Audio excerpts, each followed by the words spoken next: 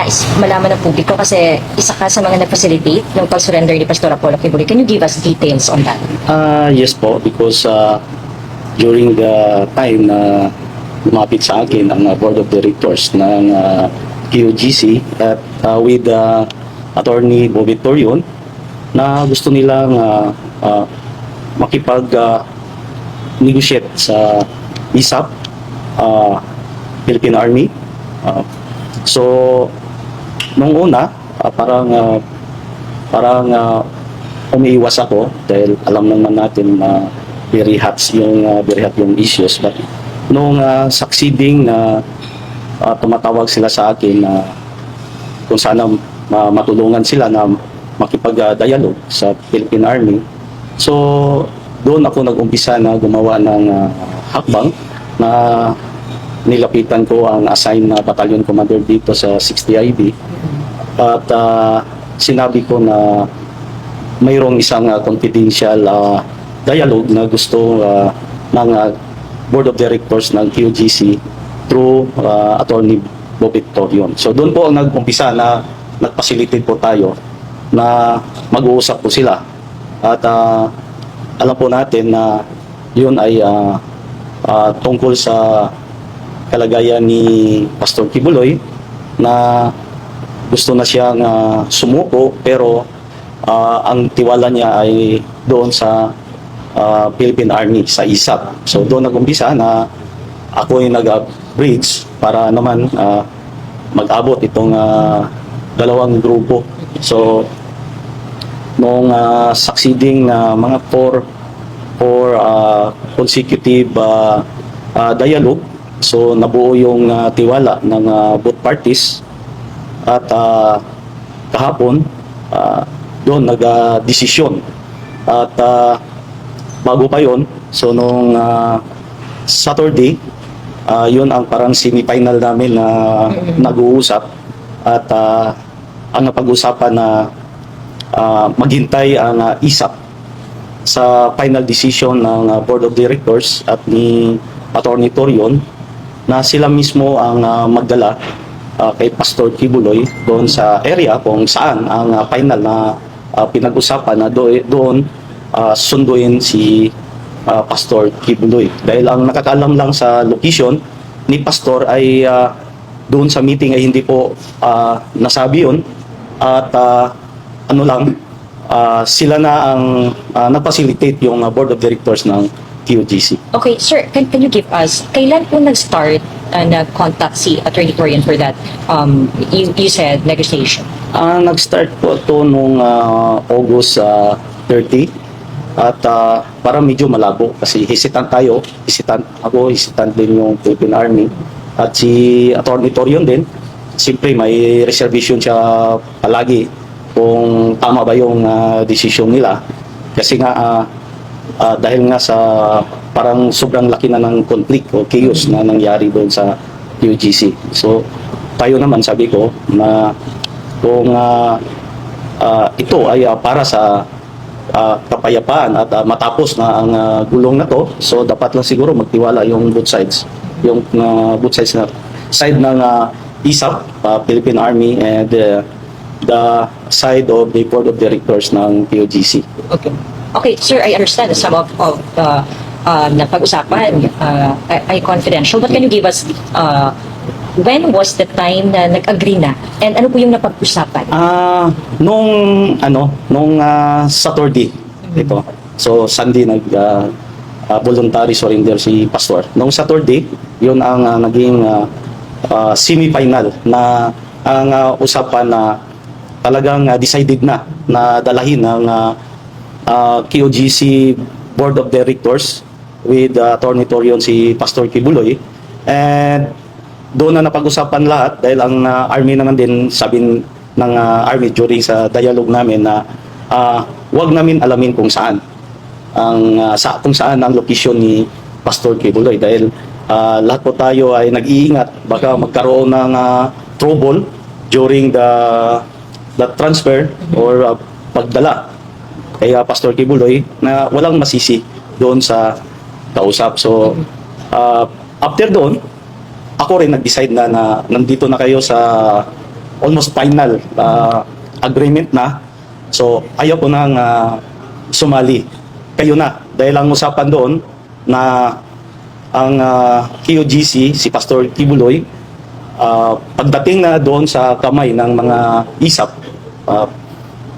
at pag nandoon na, ma-secured na si Pastor Kibuloy. Kasi ang iniisip talaga ng mga board of directors is yung security ni Pastor. Hindi magalaw si Pastor, hindi masaktan o hindi naman ma-disgrasya. So yun naman ang inassured ng ISAP sa kanila.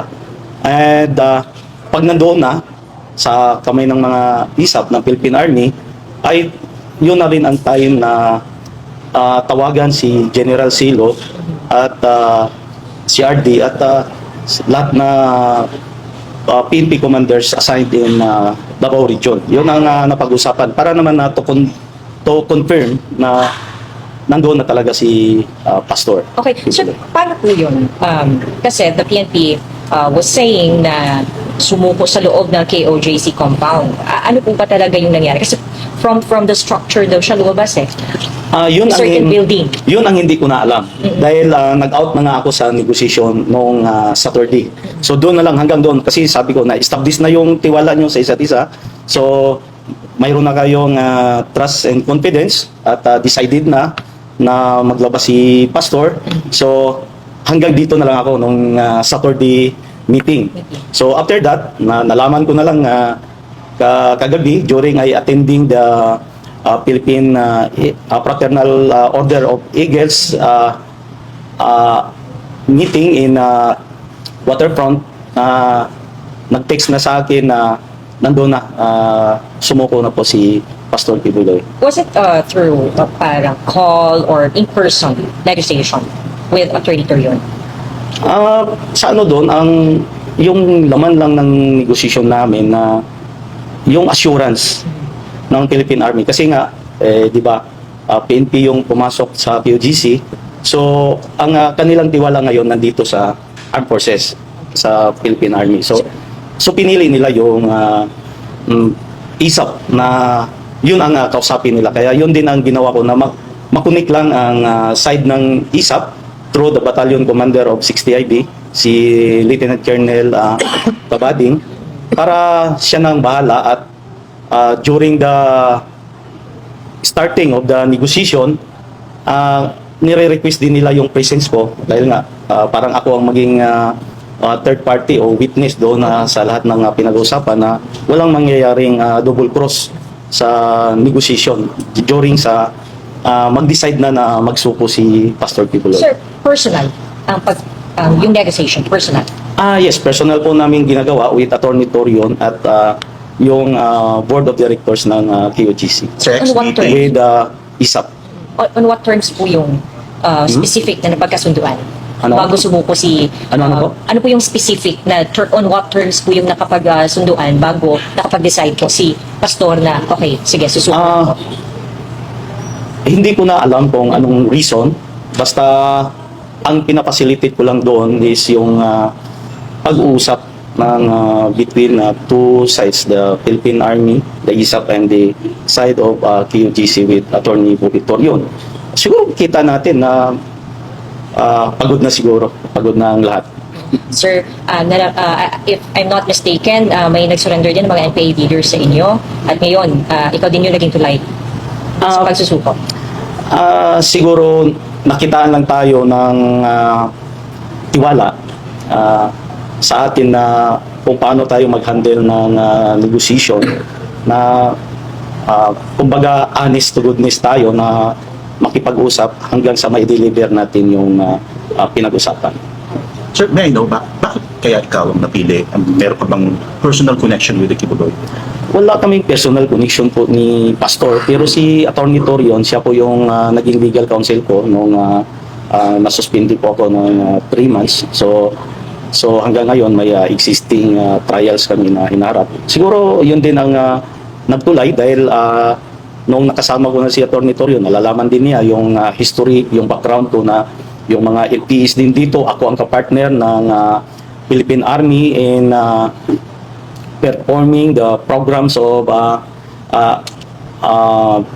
counter insurgency program ng Philippine Army at nalaman din niya na may marami tayong kakilala na mga retired general and present na commanders dito sa 10th IDA. So siguro yun ang naisip ni Attorney Torion at ng Board of Directors ng QGC na ako yung kausapin nila and alam nila na may connect tayo sa mga commanders na hanggang ngayon ay sila pa yung nasa pwesto. Clarify ko lang ko, 2 beses lang ang naging meeting nila and with you. First is with Battalion Commander muna hanggang sa parang maganda yung development sa pag-uusap.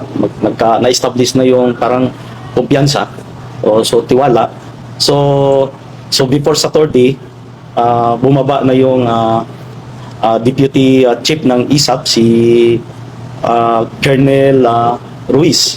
And yun nung Friday yan, tapos Saturday, yun ang makasunduan na kung mag-final na talaga